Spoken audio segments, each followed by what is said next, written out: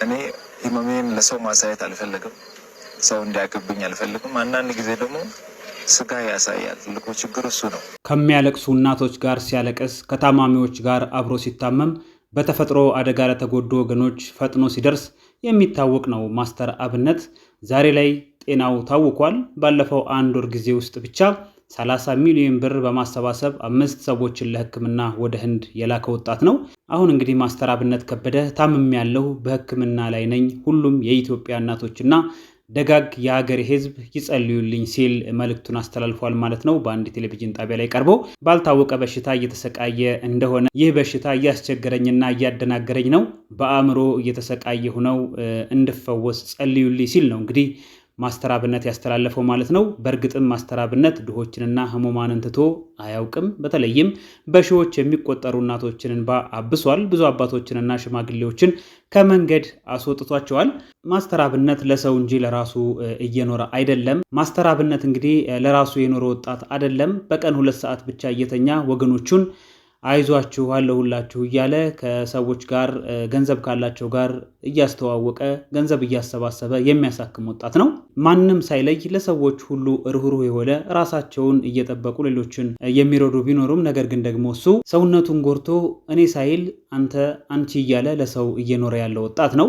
ምንም እንኳን ማስተር አብነት አሁን ላይ ህመሙን በግልጽ ባይናገርም ነገር ግን ደግሞ ከጭንቀት ጋር ተያይዞ በጣም እየተረበሸ እንደሆነና የእንቅልፍ ማጣት ጭምር እንዳለበት እንግዲህ ብዙዎች እየተናገሩ ይገኛሉ ማለት ነው። በቂ እንቅልፍ አለመተኛት የሚያስከትላቸው ደግሞ የጤና ጉዳቶች አሉ። እንግዲህ የእንቅልፍ እጦት በተለያዩ ምክንያቶች ሊከሰት የሚችል ሲሆን ከነዚህ መካከል የእንቅልፍ ሰዓት መዛባት፣ የምሽት ፈረቃ ስራ ነው አንዱ ማለት ነው። ለዚህ ህመም የሚዳርገው ልጅ ማሳደግ፣ ስር የሰደደ ህመም፣ የእድሜ መግፋትና ለረጅም ጊዜ ስልክን አብዝቶ መጠቀም የሚጠቀሱ ናቸው ማለት ነው። የእንቅልፍ እጦት ካንሰር፣ የመርሳት በሽታ፣ ዝቅተኛ የማሰላሰል ብቃትና ሌሎችንም አእምሯዊና አካላዊ የጤና እክሎችን ሊያስከትል እንደሚችል ሳይንስ ያረጋግጣል ማለት ነው። እንግዲህ ከአጠቃላይ የዓለም ህዝብ 25 በመቶ የሚሆነው በተለያዩ ምክንያቶች በቂ እንቅልፍ ላያገኝ ይችላል ነው የሚባለው።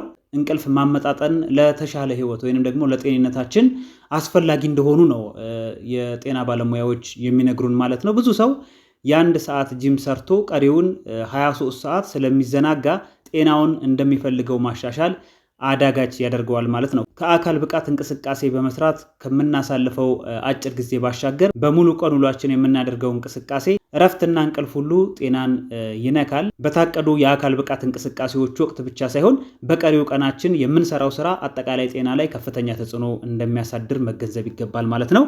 የአሜሪካ የስኳር ማህበር ኤዲኤ በአዲሱ የስኳር ሕክምና መመሪያው ላይ ለአይነት 2 የስኳር ህመም ሕክምና የ24 ሰዓት ክንዋኔዎችን ሁሉ ለጤና አስፈላጊ እንደሆነ በማጉላት አጽንኦት ሰጥቷል።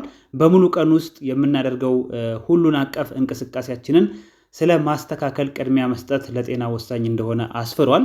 የተመጣጠነ የዕለት ተዕለት እንቅስቃሴ ማዘውተር ለጤና ከፍተኛ ጥቅም እንደሚያስገኙ መረዳት ያስፈልጋል። የ24 ሰዓት የጤናማነት ወሳኝ ባህሪያት እንግዲህ አሉ። አንዱ የአካል ብቃት እንቅስቃሴ ማድረግ ነው። ማንኛውንም የታቀደ የአካል ብቃት እንቅስቃሴ ሊያካትት ይችላል ማለት ነው። ሌላው እረፍት ማድረግ ነው። ይሄ ደግሞ መቀመጥ፣ ቲቪ መመልከት ወይም ሌሎችን የእረፍት ጊዜን ያጠቃልላል። ይህንን ጊዜ በተቻለ መጠን መገደብ፣ በተለይም ከ1 ሰዓት በላይ አብዝቶ አለመቀመጥ ያስፈልጋል። ሌላው እንቅልፍን መተኛት ነው። ጥራት ያለው በቂ እንቅልፍ ለአካላዊና አእምሯዊ ጤና አስፈላጊ ሲሆን ሰውነታችን ከቀን ድካም እንዲያገግም የሚያስችል ሂደት ነው ማለት ነው። እንግዲህ የአካል ብቃት እንቅስቃሴ ማድረግ እንደምታስታውሱት ማንኛውም የታቀደ የአካል ብቃት እንቅስቃሴ የሚያካትት ሲሆን በአጠቃላይ ለአጠቃላይ ጤና መሰረት ነው። የአካል ብቃት እንቅስቃሴ ሲባል በእግር መጓዝ፣ መሮጥ ወይም ሌላ ስፖርት መስራት፣ የጓሮ አትክልት መኮትኮት እና ሌሎችም የዕለት ተዕለት እንቅስቃሴዎችን ያካትታል ማለት ነው። በሁሉም የጤና መመሪያዎች ውስጥ የማይቀር ምክር ነው ይሄ። ተላላፊ ያልሆኑ በሽታዎችን ሁሉ በሩቅ የሚመክት ምርጥ መድኃኒት ነው እንቅስቃሴ። ማንኛውም ሰው ለጤናው ሊያደርገው የሚችለው ትልቅ ኢንቨስትመንት ነው ማለት ነው። እንግዲህ ተዘርዝሮ የማያልቅ የጤና ጥቅሞች ያሉት ሲሆን ጥቂቶቹን ብንመለከት የውፍረትና ስኳር ህመም ለመከላከል የአካል ብቃት እንቅስቃሴ ማዘውተር የሰውነታችንን የኢንሱሊን አሰራር እንዲሳለጥ ስለሚያደርግ የደም ስኳር መጠንን ያስተካክላል ማለት ነው። ለውፍረት፣ ስኳር ህመምና ተያያዥ በሽታዎች የመያዝ እድልን በእጅጉ ይቀንሳል። የልብ ጤናን ለመጠበቅ አዘውትሮ እንቅስቃሴ የደም ግፊትን ያስተካክላል፣ የኮሌስትሮል መጠን ያሻሽላል፣ የልብ በሽታ ተጋላጭነትን ይቀንሳል።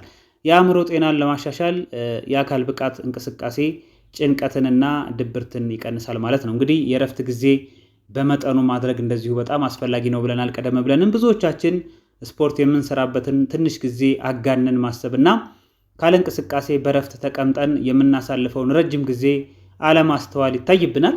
የትኛውም አይነት የአካል ብቃት እንቅስቃሴ ለጤና ወሳኝ ነው። ነገር ግን ረዘም ላለ ጊዜ ካለ እንቅስቃሴ መቀመጥ የሚያስከትለውን የጤና ጉዳት በግማሽ ሰዓት ስፖርት ማካካስ አይቻልም። ለአንድ ሰዓት ስፖርት ሰርተን ቀሪውን 23 ሰዓት በመቀመጥ ካሳለፍነው የምንፈልገውን ጤና ማምጣት አያስችልም። ለዚህም ነው በርካታ የጤና መመሪያዎች አብዝቶ መቀመጥን ማስወገድ የሚመክሩት ማለት ነው። እንግዲህ የእንቅልፍ ሚና ሌላው እንግዲህ በጣም አስፈላጊው ነገር ነው። ከማስተር አብነት ጋር እንግዲህ ብዙዎች እያሉ ያሉት ይሄንን ነው። እረፍት አለማድረግ፣ በቂ እንቅልፍን አለማግኘት ምናልባትም ልጁን ላልተፈለገ ህመም ዳርጎት ሊሆን ይችላል እያሉ መላምቶችን እየሰጡ ይገኛሉ ማለት ነው። እንቅልፍ ብዙ ጊዜ የሚረሳ የጤና ዋልታ ነው። የእንቅልፍ ማነስ የሆርሞን መዛባትን ያመጣል። የመላ ሜታቦሊዝምን ስርዓት ሊያስተጓጉል ይችላል። እንቅልፍ ማጣት ከጥጋብ በላይ መብላት ስለሚገፋፋ አንዳንዶች ላይ እንግዲህ ውፍረት ሊያመጣ ይችላል ማለት ነው። በቂ እንቅልፍ አለማግኘት የስኳር ህክምና ቁጥጥርን ሊያበላሽም ይችላል ነው የሚባለው። እንግዲህ ለጤናማ እንቅልፍ የሚከተሉትን መተግበር አስፈላጊ ነው። በቂ የእንቅልፍ ሰዓት፣ የእንቅልፍ ጥራት፣ የመተኛ ሰዓት፣ እነዚህን ማስተካከል አለብን ማለት ነው። እንግዲህ የሙሉ ቀን ጤናማ ልማድ የማጎልበት እንቅስቃሴ፣ የእረፍትና የእንቅልፍ ጊዜን ማመጣጠን ተገቢ ነው። እነዚህን ልምምዶች ከዕለት ተዕለት ኑሮ ጋር በማቀናጀት የተሻለ የጤና ትሩፋቶችን ሊያስገኝልን ይችላል ማለት ነው። እንግዲህ ማስተር አብነት የብዙዎቻችን ግምት ይሄ ይሆናል ብለን ስላሰብን እንጂ በእርግጥ በትክክል እሱም እስካልተናገረ ድረስ መንስኤዎቹም ተመርምረው በይፋ እስካልታወቁ ድረስ ይሄ ነው ማለት ሊከብድ ይችላል። ነገር ግን ካለበት ውጥረትና የሚሰራውን ስራ ስንመለከት ትንሽ የእረፍት ችግር እንዳለበት መገንዘቡ የሚያዳግት አይመስለኝም። ምናልባት እንግዲህ ከዚህ ወጣ ስንል ደግሞ አንዳንድ ወጣቶች ስልካቸው ላይ በመጣር ሌሊቱ ሙሉ ቲክቶኮችን በመመልከት ቀደም ብዬም ጠቅሼው ነበርና ይሄ ከእንቅልፍ ማጣት ጋር ተያይዞ እንደዚህ አይነት ችግሮች ወደፊት ሊመጡ ይችላሉና በጣም ጥንቃቄ ያስፈልጋል ማለት ነው።